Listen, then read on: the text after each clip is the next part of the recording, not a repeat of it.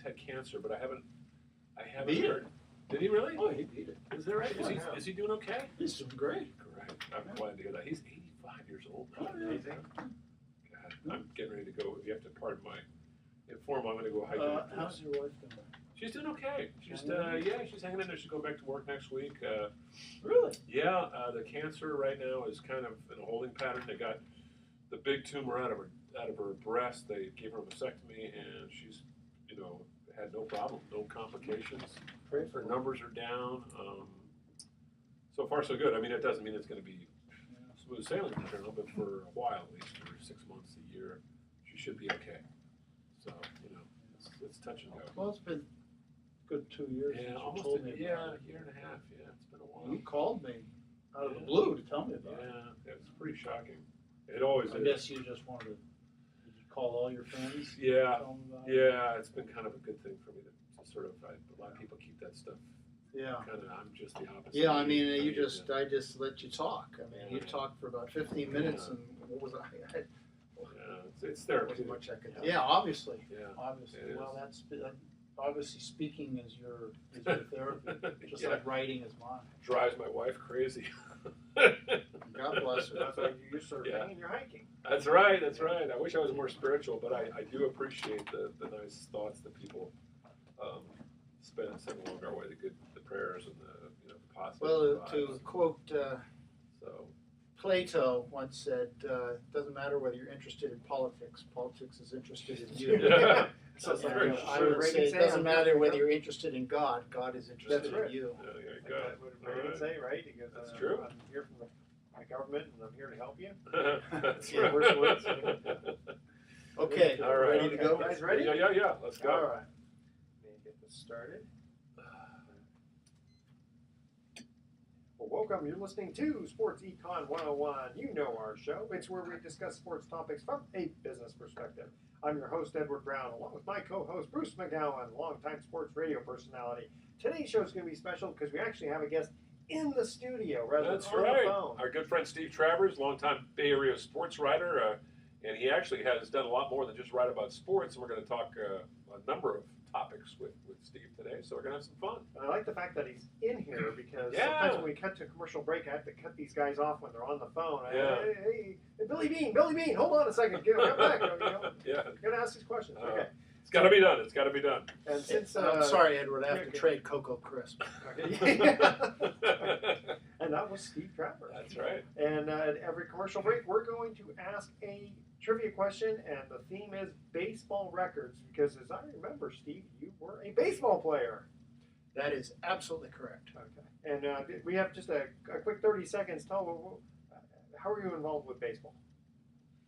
Well, I played baseball my entire life at Redwood High School, where a few years after Big Bruce over here, on scholarship at the University of Nevada, coached at USC, played in the Cardinals and the A's organizations, and have written numerous books on the history of this great game. And since we're in the World Series now, we're going to talk about all that fun stuff. All right, this segment of Sports Econ 101 is sponsored by Pacific Private Money, providing mortgage investments that are still currently yielding 8%, secured by Bay Area real estate. It doesn't get any more conservative than that. You got to check them out at pacificprivatemoney.com. And before we cut to our first commercial break, the baseball World Series has been pretty good so far. No complaints. Kyle Schwarber and Yeah. That's quite a story. I'm sure Steve will have some interesting thoughts and observations about that, but that to me has been one of the great stories. All right. So, again, stay with us. When we come back, we're going to interview Steve Travers, who's an author. He's got some interesting articles that he's written recently and a couple of books. Don't touch that dial. Sports Econ 101. I'll be right back. All right. Download So that first little segment there. Oh, we're going to get more rain for the next 4 days. Yeah, I couldn't ride the motorcycle. How's it doing with the waves? It's not doing anything. I mean, I went out Saturday? Saturday. I was working Sunday at the 49er game, unfortunately. I went out Saturday to Bolinas, and it was unbelievable. I was out there at sunset, and it was like, I almost felt like I had gone to heaven. It was about 4 to 6 foot, real clean, real soft, a lot of people in the water. beautiful sunset. Right. You know, it was like Hawaii. I spent a week in Laguna about 2 weeks ago. Oh, sweet. Oh, yeah. That's something. Probably, except I went running at dawn and I couldn't see where I was going. And these guys were playing. I was running by the volleyball courts and I tripped, and I must have went 3 times over. Came up, sitting up, and these volleyball guys, "You okay?" I said, "Oh, I meant to do that." But I told him, I said, I learned how to fall in the Army. Yeah, there you go. Because you don't look like you got injured or anything, you know? No, I got all kinds of scrapes, Oh, but no real injuries. How old are you now? Oh, my Bruce. I'm guessing I'm you 7 were years younger. I'm 57. 57. Yeah. So he's I was going to say, you graduated in 77. I graduated in 70. That would make you 64. 64. graduated in 78. So You're just You're younger than me. yeah, Wow. I get to be the youngster around here. Yeah, it's hard to believe. Terralinda? Yep. Yeah, that was it. So you guys had Buddy Biancalana, and we had You had Keating. great. Yeah, you had great players. Yeah. You guys had a great team. All right, here we go. Welcome back to Sports Econ 101. I'm Edward Brown, along with Bruce McGowan. Bruce, remind us who is in the studio. Yeah, we got Steve Travers, an old friend of ours who has written a number of books about the history of sports, especially about baseball, and he's written some really interesting books, team-oriented books about the Raiders and different college teams like the USC Trojans, which of course is near and dear to his heart.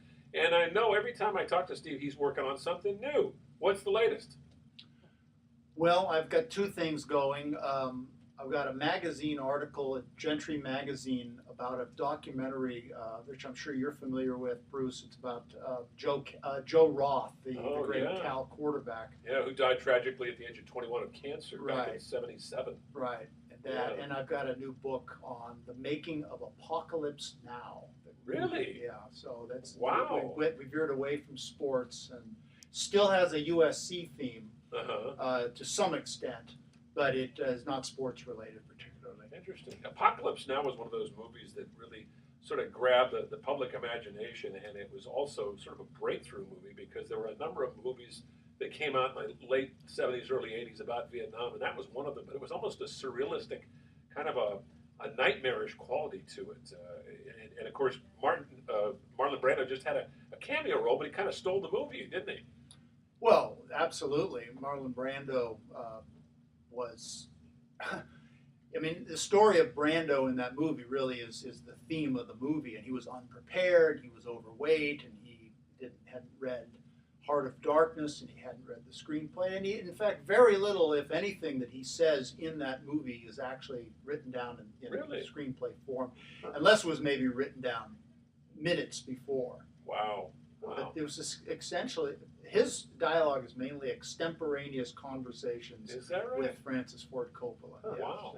Wow. And where's the USC relationship in it? Is that Well, the film started on the USC campus. It was the brainchild of both George Lucas and John Milius, who were best friends and filmmakers, aspiring filmmakers at USC.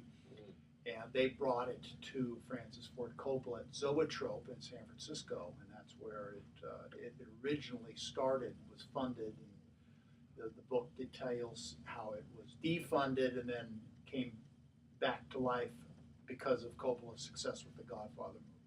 It's interesting. You mentioned the name Lucas. Everybody knows about him, but John Milius is one of those guys who's anybody who has been around Hollywood knows this guy. Great writer. And one of my favorite movies, and it really wasn't that successful a movie, but was about surfing called Big Wednesday. Absolutely. With Jan Michael Vincent and William Catt and Gary Busey. It was made in about 1978. It was about these 3 guys growing up in Southern California and their lives together and how they intertwined from 1962 to 1974. And the central theme was surfing, and it was just that's why you liked it so much. yeah, Absolutely. It's a wonderful the movie. greatest surfing movie Yeah, probably ever made. I think it was wonderful. Yeah, of course I'm a surfer, so naturally I think. But you went to USC, so Well, I but was just saying, getting back to, Yeah, yeah. to what that movie, Bruce, and if you're a surfer and you liked that movie, that is the ultimate compliment, because the previous movies were these beach blanket bingo. Yeah, exactly. bull crap. With You know, Nat Funicello. yeah, like she could surf. Yeah, These Sally Field. these guys really could surf, Yeah. and it was real surfing in Malibu. And Milius had grown up as a surfer. It was his love. So if you, as a legitimate surfer, which you are, saw realism in that film, that's what a guy like John Milius would love to hear. Yeah, yeah. Interesting thing about Steve too, because he went to USC and played some ball down there, and is very much, that's a part of your heritage. I would be interested in hearing what you have to say about what's been going on with their football program, because it looks like it's on the rise again. As we speak, they're getting ready to play University of California, who they've really had the upper hand. But it seems like they're finally getting maybe out of the morass and the mess they've been in for the last decade or so. I'm going to withhold judgment on that. The standards for USC are so high. We don't. I mean, we've won so much, and we expect such great things. That you really have to ask yourself: is USC really still a great football program? And is what Pete Carroll did an anomaly of sorts, a one-off? Because they weren't very good before him, and they're not very good since him. But they were good, for many years in the 60s yes, and 70s. But that was a long. That's a long time ago. I yeah. mean, my youth, my when I was 8 years old, I was O.J. Simpson was the first athlete that I followed and liked and rooted for. It just started from there. Oddly enough, when I entered USC, it's like I brought a pall of mediocrity to the school. No sooner did I enter the school than John Robinson and Marv Gu left, and they went into a long tailspin. Yeah. And it wasn't until Pete Carroll that they really rallied to their level. Yeah. It's interesting. You talk about Pete Carroll. He's near and dear to our hearts because we grew up here in Marin, both of us, and Edward also. And Pete was a year ahead of me at Redwood. And I just marvel at how long his career has lasted, how successful it's been. And the thing that really catches my imagination with Pete Carroll is he's such a different kind of a coach. He's very worldly. He's very well-spoken. He doesn't use all the cliches. And he seems to really relate to the athletes well, which is unusual for a guy his age who's been doing this long. There's no question that a coach can make a difference. A manager, a coach. Was it Joe Madden with the Cubs? Probably Terry Francona with the Indians, speaking of our current World Series. There are guys out there who make a difference. Everybody works long hours. Everybody knows the game. The X's and O's. There is just something about some guys, and there's a handful of them, and Carroll is one of them. Obviously, Carroll is one of them. Belichick, Pete Carroll, and Well, it seems like certain players, or certain coaches, they're fun to play for. Mm-hmm. I guess even Bochy seems like the players just love him. Edward. But it has to be in you. You have to be who you are. That is who Pete Carroll is. He's not forcing that.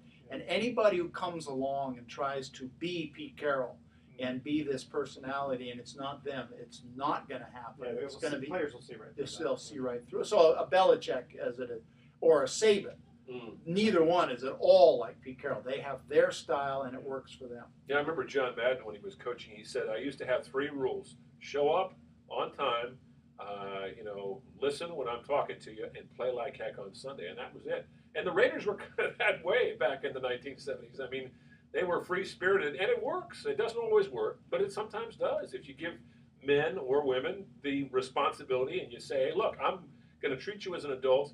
I'm going to tell you what to do, and I'm expecting you to do it. I don't want to have to be a camp counselor here." Of course, they could show up on time, but if they partied the night before, they might not show up. Well, they show up a little bleary-eyed, like Kenny Stabler after having like 4 or 5 shots of blackberry brandy. A little different story back in the day. Yeah, But that's the thing I love about sports, and I think Steve does too, and I'm sure you do, are the personalities, the stories that we get to tell and hear. And, you don't really get to be a part of that until you really have gone to the games and sat down with these athletes and sat down with these coaches. And I know, Steve, you spent a lot of time with some people. You got to know Barry Bonds, for instance, very, very well, didn't you? You guys wrote a book together, and I guess at the end it turned out to be your book, but he did help you out a lot at the beginning. Yeah, that was a very interesting situation in which I had just been hired by the San Francisco Examiner in the final throes of the old Examiner, if you will. And I arrived in San Francisco having lived in Los Angeles for many years, even though I'm from up here. And I would observe Bonds and the writers with this kabuki type of atmosphere. And they would dance around him, and no one wanted to touch him. And he seemed to despise everybody. You were like the only guy who seemed to be able to get any kind of a quote from him. And he didn't know who I was, but one day I told him that I was good friends with Charles Scott, speaking of Terra Linda High School. Yeah. Charles happened to be his... I used to buy beer for him. Fake ID. Is that right? Wait, hold on a second. Hold on to that thought. Yeah. Because we're gonna cut to a break, and I want you to continue the story. All right, here we go. Here's our first commercial break. We're talking about baseball records. Pitcher Wes Farrell of the American League set a record for hitting 38 home runs as a pitcher when he retired in 1941. A career Cleveland Indian pitcher almost broke this record when he hit 37 before retiring in 1958. Who was this Hall of Fame pitcher that missed it by that much, according to good one, Bob Euchre? All right, stay with us. Sports Econ 101. I'll be right back.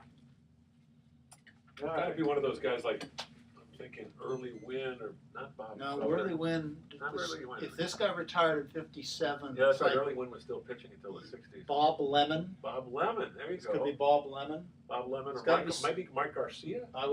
One of those two. I don't know if Garcia pitched long enough. Yeah. Remember they I had, think it was Lemon. but they had Lemon, Garcia, Feller was still pitching. Feller was out of ball by then. But in '54 was Feller still pitching? Oh yeah. Yeah. Oh yeah. So they had Mike Garcia, Yeah. Bob Feller, the Early 420 Win, game winners in 54. They won 111 games. And then they Swept got by the swept. Got swept. Yeah. That Speaking of teams that had a letdown, how about the Warriors the other night? Oh. God, was that? I didn't see Well, the game. I was watching Oh the my World God, Series. no, and I heard it was awful. I did. I watched the whole thing. I It did. happens Yeah, sometimes. it does. They didn't play well. It happens. And All then right. Luke Walton. Well, don't you Yeah. just remember Miami Heat when they first got together? Oh yeah. Those guys, they didn't play very well the first few No. years. Well, the funny thing was the Warriors played well in the exhibition season, but exhibition season is exhibition season. Doesn't matter. That's why it's called exhibition season, right? Anyway. All right, we're Yeah. answer the question, then we'll go back to your story. Yeah. Welcome back to Sports Econ 101. Again, I'm Edward Brown, your host, along with Bruce McGowan and our special guest, Steve Travers. Here is our first trivia question. Pitcher Wes Farrell of the American League set a record for hitting 38 home runs as a pitcher when he retired in 1941. I assume he didn't do that in all.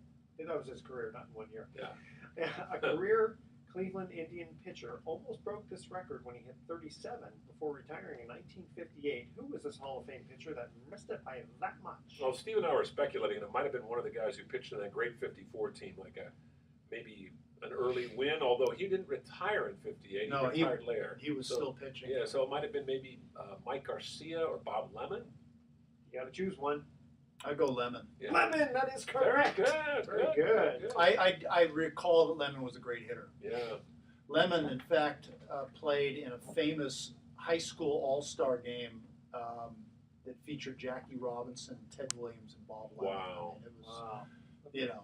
I got to know Bob Lemon a little bit when I worked in New York in 1981. He took over in the middle of the strike season of '81 when Gene Michael was fired. And what a character he was. He had this big red nose because he was a heavy drinker, but he had some great baseball stories. What a character. Long Beach Poly High, I think. Is that right? Of course, back then, pitcher, they didn't have the DH, No. so Yeah. it was hit. Yeah, back in the 50s, yeah. Anyway, you were telling this story, Steve, about Barry Bonds, and continue, would you please? Because Barry Bonds, to me, is one of the most enigmatic characters, one of the greatest athletes I've ever seen, but there's still a lot of people in the media who just discount it because of the steroid use, and I know you got to be pretty close to him for a while. I did, in a sense. I was around him a lot. We never were friends, but we were friendly. But you got to work with him pretty closely. Tell us more. Well, it was because I was friends with Charles Scott, and he's one of Charles's best friends. And he's continued to be very close friends with Charles. Yeah, because they were roommates. They were roommates. Charles was a tremendous player and a basketball player as well. Big, tall, powerhouse athlete. One of the best athletes in the history of Marin County. Superstar at Arizona State. Years in the Indians and the Twins organizations. But he never made it to the big league. He is all Charles to me. I know him very well to this day, and he still runs Travel Ball, Yeah. based out of Marin Catholic, and he's got a program over in downtown San Rafael. And Bonds will go there in the off season. He had Alex Rodriguez being mentored under his Wow. program a year and a half or so ago. And to me, when I think of how good you have to be to make it to the top in sports, whether it's any sport, baseball, basketball, football, track, whatever, to be the best, to be at the very best, I look at Charles Scott. Because if Charles Scott couldn't get there, that tells me how good you have to be, because he was absolutely outstanding. Bob Milano, who I worked for at the University of California, said he was the best pitcher that his Wow. teams ever faced, at least at the time that I was coaching at Cal. Wow. So you had that entree then? I had that entree, and Yeah. so Barry loved Charles, and if I was okay with Charles, I was okay with Barry. And next thing I knew, I'm sitting on that Barca-lounger in Bonds's locker, where he occupied the whole section. Yeah, You know it that's well, right. Bruce. That's right. Oh, yeah. And Scott Osler and Bruce Jenkins and Henry Schulman and the guy Bud Garachi and all these guys who've been there for a million years. Where's this guy? Yeah. Well, we're sitting there with Bonds. Oh, I know. chatting it up. They resented you. I think they did. Yeah. So it kind of was. I just sort of they kind of turned their back on me a little bit, and so I would hang out with you and Marty Lurie. and Schrader. Yes. A guy named Schrader. John Schrader. And we'd sit there Yeah. doing. This was great. We would sit there doing movie imitations Yeah. during the game. During the game. Now I've heard Bruce do a lot of imitations, but I haven't heard you do them. Oh yeah, Who can you do? Oh, what could Khrushchev be thinking? I don't know if this letter was written by Khrushchev or the Politburo. Bobby, I want you to go talk to your friend, the Russian ambassador. I have to know who wrote this letter. I gotta say JFK. JFK Hey, from the missiles of Missiles October. of October with William Devane is John F. Kennedy, and Martin Sheen as Bob. That's right. That's very good. I can do James Stewart. James Stewart, Oh, yeah. that's just crazy. That's crazy.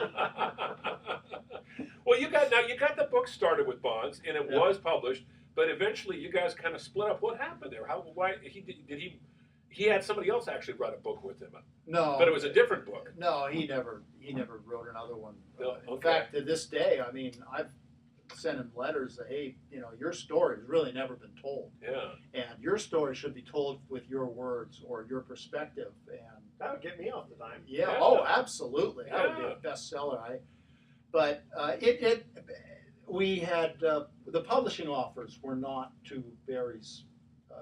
It just wasn't enough money. Wasn't enough money. Wasn't enough money. Nine I had- figures was just not enough. Well, I was at that time I was represented by the William Morris Agency out of New York, and my first reaction was this is going to be a bidding war, and people did not want to touch Barry Bonds. He had a bad reputation, Toxic reputation. yeah, for being hard to work with, and he's not going to do the book tour, and he's going to, and I couldn't convince them. And maybe I didn't have a big enough name. Maybe if it had been Bruce Jenkins or, one of the really great writers of that time, Don Yeager. I don't know who it might have been that could have commanded that kind of an advance, but it wasn't me, and we didn't get it, and Barry dropped out. Such an interesting guy, though. I mean, Barry Bonds, to me, one of the most complex individuals. Very, very intelligent, very, very bright, but moody, surly, egotistical, and yet there were times where he showed great consideration and kindness. It totally floored me. What was your impression of some of the things that you saw, dealing with Barry Bonds on a regular basis? Well, I remember he related to me a story about how he had to get his daughter enrolled at a private school down in San Carlos or wherever it was she was going to school, and he went into detail about how difficult it was, and he couldn't do it on person, he had to do it on the internet and this, that, and the other thing, and I very humanized him. But Barry, I mean, he's had a chip on his shoulder. If you go back to when he was at Sarah High, and he was not drafted in the first round. I think he was second or third round. And the Giants lowballed him. I think the Giants felt like this guy has an attitude, and at the time his dad had a big drinking problem. And all that stuff carried with him, There always was this sense that he's not getting the respect that he thought he deserved. And he just carried that with him, and it always showed. But yes, he was, he grew up different from anybody else in terms of his dad and Willie Mays and all that kind of thing. But a talent, as good a player, Bruce Edward, as good an athlete as I've ever watched with these eyes. Mays is before my time. Mantle, you can talk Michael Jordan, a guy who dominated. Few people have ever dominated the game of baseball like that. Baseball's a hard game to dominate. He dominated the game by affecting the pitch count. His effect was on guys hitting 3 places before him and 4 places after. That's a very good point. Yeah.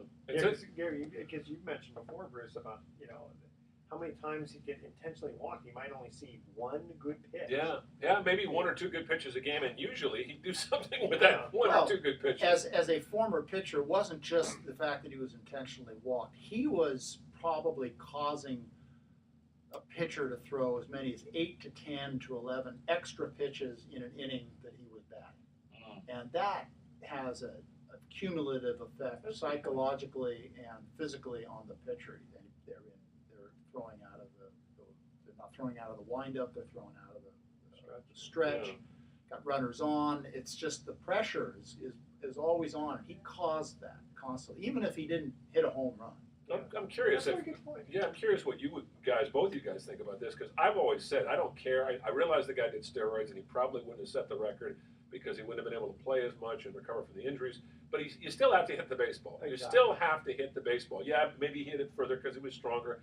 But to me, I just can't discount what Barry Bonds did just because he took steroids. It's still a hand-eye coordination, but I don't know how much steroids would affect that part. Well, and a lot of people do. I mean, I know a number of journalists who just will never give Bonds his due, and I think that's unfortunate. I think part of it is because if I'm going to guess, okay, if I'm in that camp, I would say, well, it's not just so much what he did, but for the players who didn't do it, what would they have done had they done it? Or also, you know what I mean? Sure. And also, Steve was mentioning his personality was kind of prickly, and that put people off. Yeah. And let's face it, we like guys. Tony Gwynn was just beloved by the media because he was always agreeable and always accessible. Kirby Puckett was one of the most popular players in the history of the game, and really probably shouldn't be in the Hall of Fame. He only played 10 years, but he put up great numbers. Barry Bonds is never going to get in the Hall of Fame because of steroids, and to me, it's a sham.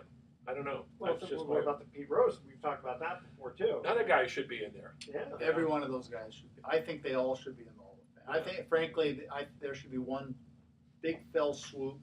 Let's put That's a good point. Rose, Sosa, Bonds, Clemens, Palmeiro, McGuire. And take Cobb out. Because he's a very nice guy. Take Cobb out and then put Shoeless Joe Jackson. Yeah, there you go. And just have one big special induction of the Black Sox Hall of Fame. That's actually not a bad idea. It's a great idea. That's a good idea. Yeah, I like okay. that. It's too good an idea to actually be implemented. Of course. Yeah. Okay, here's our second trivia question. Again, and I'm going to give you, I don't say it's a softball one, but this one's easier. The last question I think is a little harder. All right, we got to prepare you guys ahead of time. All right, St. Louis Cardinal Bob Gibson was a Cy Young winner in 1968. He had an amazing ERA of 1.12, which set a modern-day National League season record. Which American League Cy Young Award winner threw a lower ERA in the 1980s? All right, don't touch that dial. Sports Econ 101. We'll be right back as Steve is looking to the heavens for the answer. I'm trying to. Actually, they say if you look, because your way your brain is, if they look up and to the left, a lot of times that's when the American League Cy Young winner of the 80s. Who got a lower ERA? I didn't know anybody ever had one lower than Gibson. Yeah. Wow. Maybe who would that be? Something. I'm thinking of guys like Jack Morris. Well, yeah. I mean, I can go down up and down. You got Steve. I mean, I can run you down. You got Steve Stone, Raleigh Fingers. 82 was Vukovic. Andy Hammaker. No, the American League Cy Young. 83 was Lamar Hoyt. are. 84 was probably the Tigers pitcher, Willie Hernandez. Willie Hernandez. You know what, though? I don't think Hernandez qualified for the ERA title. I bet you it was a reliever. Well, that Willie Hernandez Yeah, was a reliever. he was a closer. Well, I'll let you handle that one. What do you want to get into? And are we still? Were we talking? So we talked about. We were talking about bonds, but we can Bonds, but, segue into something else, whatever Steve wants to talk about. was Do you have anything in particular? Yeah. you want to get into? Because didn't you? Doesn't matter. What did you do about there was something about USC that you recently wrote, wasn't there? I recently headed up a symposium in Dallas, which was a reunion of the players and the people involved in the 1970 USC Alabama football. Okay. Yeah, we had a lot of people from Alabama there, and it was Cool. very, That's it fun. was Yeah, great. yeah, It was let's great. do that. Got a lot of publicity.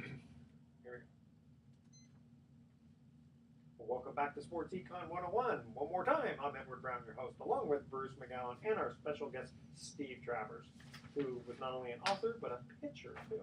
Okay, St. Louis Cardinal Bob Gibson was a Cy Young winner in 1968. He had an amazing ERA of 1.12, which, if I remember correctly, they lowered the mound afterward. That's right. They did. Yes, they did. Boring's a little bit too Yeah, boring after that. yeah. Okay. That set the modern-day National League season record. Which American League Cy Young Award winner threw a lower ERA in the 1980s? I'm going to say it was some kind of a relief pitcher. You know, I'm thinking of starters that were prominent at that time. Roger Clemens was coming along. You had Dave Stieb and Jack Morris, but you mentioned a name there, Steve, that kind of intrigued me. I think you said Willie Hernandez? I think the answer is Willie Hernandez, but I don't think Hernandez qualified to lead the league in ERA, which is kind of a sticking point on that issue. Well, the one hint I will give you is you are correct that it is a reliever.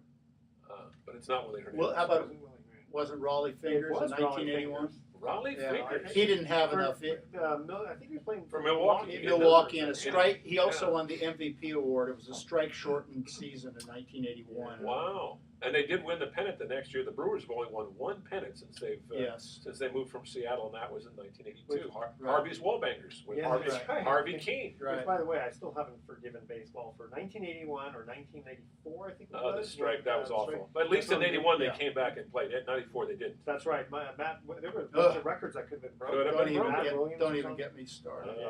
It wrecked my time at broke KBR. broke up a business that I had. I was a sports agent. Oh. I mean, it's probably ended up being the best thing for me. But I still can't forgive Cleveland for getting rid of the Cleveland Spiders. with Spiders. Denton True Cy Yeah, that's Young. right. Oh, my Very God. good. You're really bringing back That's how he got the name Cy, because he was pitching for the Cleveland Spiders and he threw a ball so hard that it broke the backstop, and someone happened upon the field and said, "Looks like a cyclone hit this place." My name is Yeah, Cy that's right. Young. And they started calling him. My name is Cy other- Young, and it well, was otherwise- actually Cyclone, and they Otherwise, shortened up the Cy. what are you gonna, otherwise you got to. Here's Denton True Young, Oh, Denton True Young. exactly. starting pitcher for the Who's- Cyclone. Who will never has a record that'll never be broken. too. 511 wins. Those records, there are, forget DiMaggio's 56 Yeah, exactly. games. There are records from those early days that are impossible, Yeah. like Yeah. 511 career That's wins. the one I think. Yeah. that Walter can't be Johnson, 110 strikeouts. Jack Chesbro, No, I got- 41 win, 110 110 shutouts. strikeouts. I mean, I can see No, 110 shutouts. shutouts. I mean, okay, that one's a tough one, but 511 wins. Yeah. I mean, Yeah. you just can't. Realistically. Well, how I about just Christy can't. Mathewson? 3 shutouts in the I think it was the 1905 World Series Yeah. against the A's. I mean, Right. that That Three could shutouts. be you broken. I could, can see you that could, being that broken. could be, that Be could done, be but done. it's, but I mean, 511 wins. I mean, imagine you got to win 25 games, which hardly anybody ever For 20 does. years. For 20 years Yeah. straight. Yeah. For pitching 20 As John years. McKay would say, he's a math major. Well, speaking of John McKay, you mentioned USC, and Steve is from, he's a USC alum, and one of the books you wrote that really intrigued me was the one that you wrote about the game, the famous game played in 1970 between Alabama and USC. And speaking of which, you actually went down to Dallas for some kind of reunion between those Well, two teams. first, give us a heads up Yeah. for those of us who, for those of them in the audience who are too young to remember the 1970 game. What was so exciting about it? It was a game between a completely segregated Alabama Crimson Tide team and a very integrated USC team. two coaches were Bear Bryant and John McKay. They were good friends, and the game was essentially organized as a, shall we say, a demonstration to the fans in Birmingham, Alabama, that blacks and whites can play football on the same field, and it's not going to be a riot. And that's 1970. I mean, 1970. Didn't the 1950s? Well, who you're won the talking, Heisman, yeah, yeah, but you were talking the Deep South. This was, you know, obviously sports had integrated long before that, but not in the deep South, not at the collegiate level.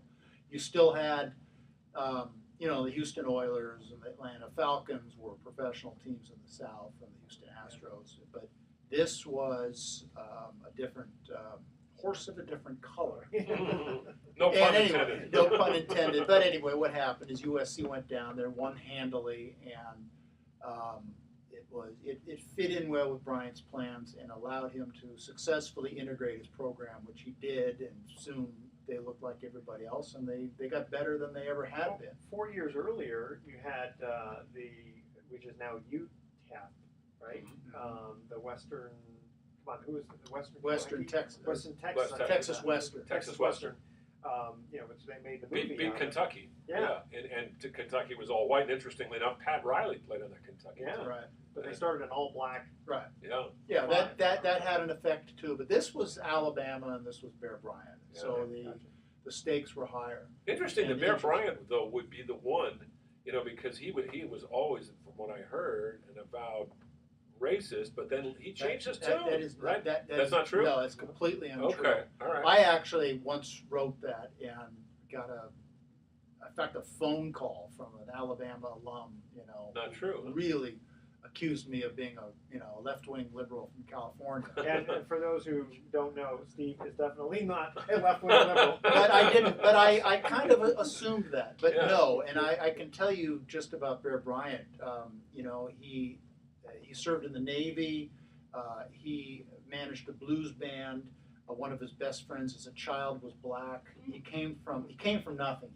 So he empathized with the downtrodden. He came from a very, very poor, dirt poor background. So he empathized. He tried to integrate Kentucky and Maryland before he came to, and Texas A&M. He tried to integrate, and he was unable to do it. And it took him 10 years to be able to do it at Alabama. And he couldn't do it until George Wallace was out of office. But he wanted to do it. Anybody, and as proof of that, he told Look magazine as early as 1965 that integration was coming to the conference, and he would be he said he would be the Branch Rickey of college Interesting. football. I never thought of Bear Bryant as being one of these pathfinders, but just. I mean, I saw Forrest Gump, and I didn't see that in there. Yeah, you know, a lot of these kinds of things end up being, a Nixon goes to China sort of.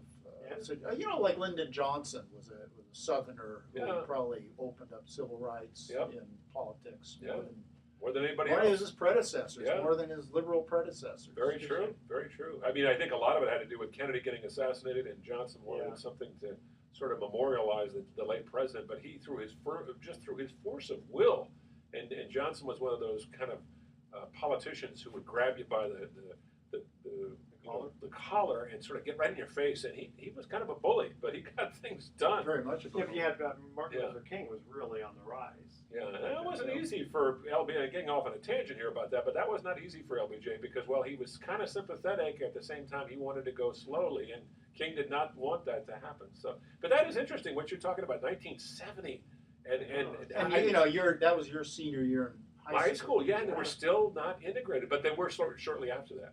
Alabama was. Yeah, well, they did immediately. Yeah. They had integrated. They had a recruit named Wilbur Jackson, who 49er fans would fondly recall, and he was a freshman. But at that time, freshmen were ineligible to play varsity ball. He was in the stands that day, and there were several recruits that were being wooed by Bryant at that time, black players in Alabama.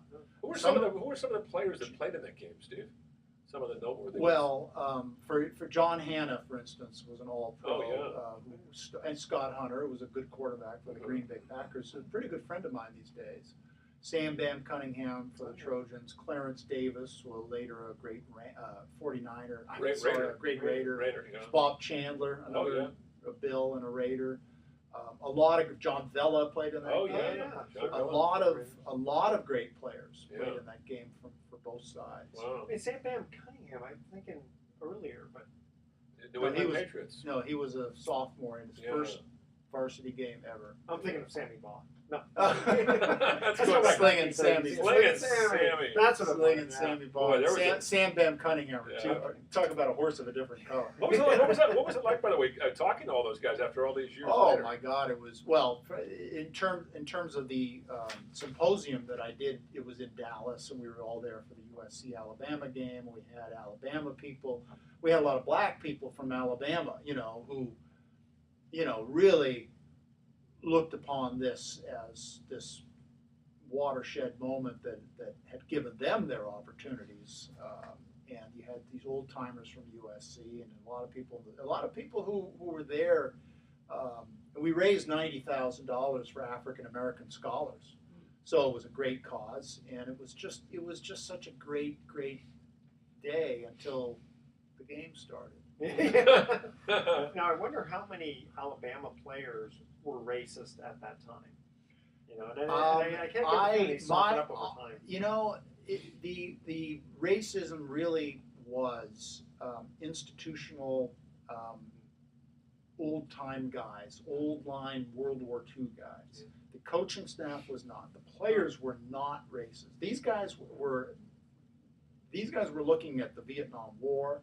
They were looking at the draft. I'll give you a good example.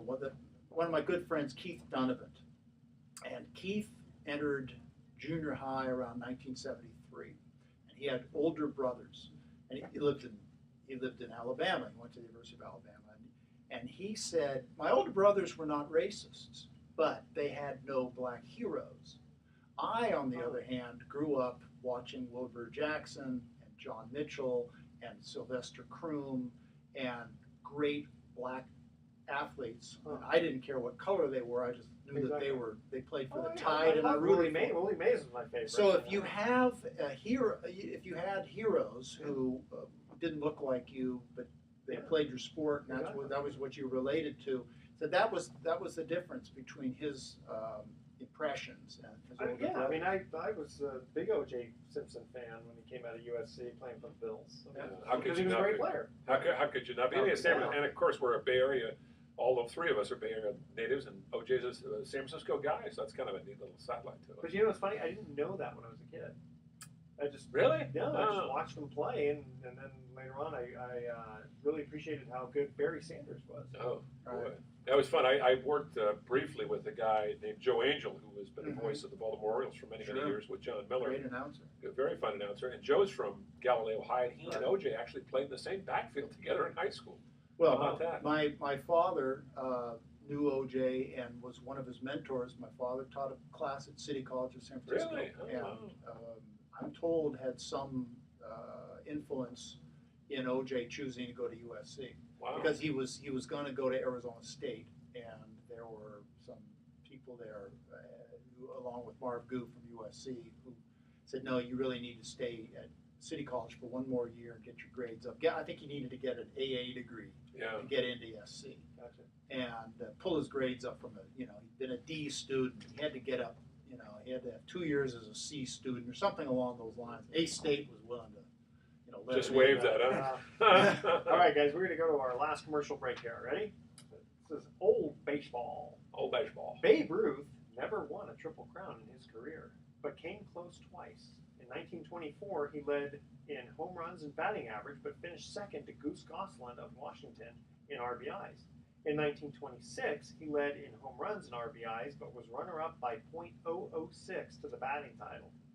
Who made Ruth just miss the Triple Crown in 1926 by that much? Wow. That's our question. All right? All right, don't touch that dial. Sports Econ 101 is going to be right back with some closing comments.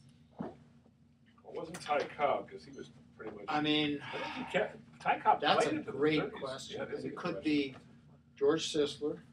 That's right. George Sisler was a terrific Great hitters of the 20. I'll bet you I know the. I'll bet you it was Harry Heilman of the Detroit Harry Heilman, Tigers. who was from San Francisco also. Yes, he was. Yeah. He was a fabulous hitter of that era. For the Detroit Tigers. Right? Let Or was me it think. Pittsburgh? And he was with the Tigers. The Goose Goslin was a great player for the Senators. Harry Heilman later became a broadcaster, as a matter of fact. Yeah. Yeah, for many years. You might even have crossed paths with him. I mean, it says Wade Hoyt was also a broadcaster. Wade Hoyt. I don't think it was Gehrig. I don't think. Gehrig had a great year. One of those years hit like 378, but Gehrig, it could have been Gehrig. Yeah. Gehrig had some very high batting averages. I don't think it was Tris Speaker. Cleveland Indians. I bet you're right. Philadelphia A. Oh, it could have been Al Simmons. Wasn't Cap Hansen. I'm guessing what you're. I'm going to say Harry Heilman. Yeah, That's my that's guess. good. I'm not sure. Okay, so we're just gonna have some closing comments. Okay, sounds good. All right, here we go. Welcome back to Sports Econ 101. Again, I'm Edward Brown, your host. Last time for today, because we're going to be doing some closing comments. Bruce McGowan is my co-host, and our special guest, Steve Travers.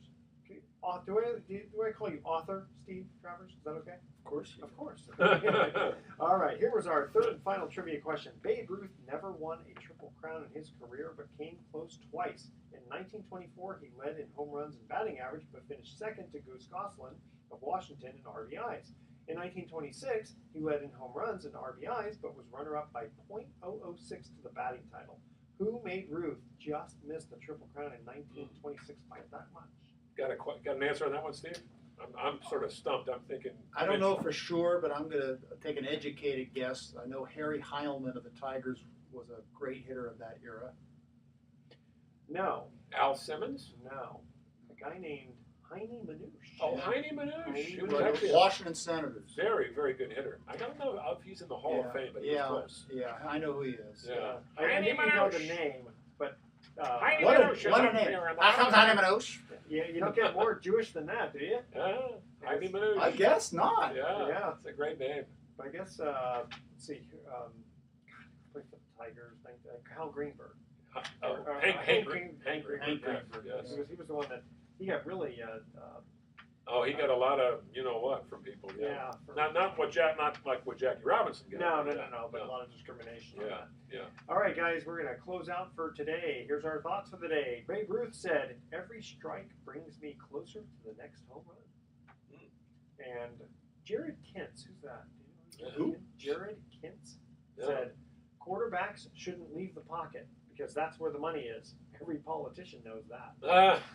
Of course, right around election time. day. Yeah, that's yes. right. All That's right. right. So tune in next week to Sports Econ 101. Why? Because we're going to be giving, or actually, we're going to be asking sports trivia More questions. trivia questions. That's right. Yes. From mostly doing sports topics from a business perspective. All right.